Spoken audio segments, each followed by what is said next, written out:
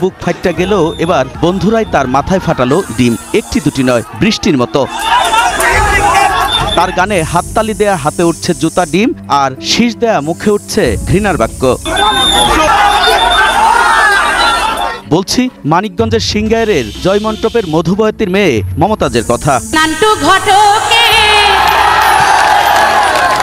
কথা শুই না, অল্প বয়সেই করলাম বিয়া।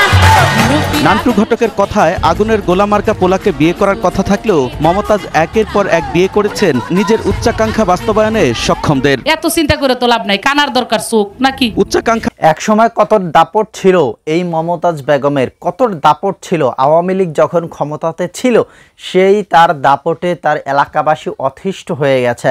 পুরো জাতি তাকে এমনভাবে ঘৃণা করছে, যেই মমতাজ কিনা বাংলা গান বাংলা সিনেমা থেকে উঠে আসছিল, কোনো রকম কয়েক হাজার টাকায় সে নাটক করত, সিনেমা করত, অভিনয় করত, সেই এমপি হয়ে সেই মমতাজ বেগম সংসদে গান করে এবং বাংলাদেশের মানুষকে তার সেই অশালীন গান শোনায়।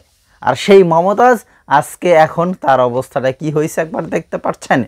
সেই মমতাজের কিন্তু আজকে দিন শেষ। মমতাজ আজকে এখন তার মাথায় সকলে ডিম ছড়ে, তার মাথায় এখন কাক এসে পায়খানা করে, এমন একটা অবস্থা। সে মমতাজের পাওয়ার শেষ। তো এইটাই হচ্ছে দুনিয়ার ক্ষমতা। আপনার এই আছে এইটাই। সো 2 দিনের দুনিয়াতে এসে খুব ক্ষমতা দেখায় না, পরে ঠেলা বুঝবেন।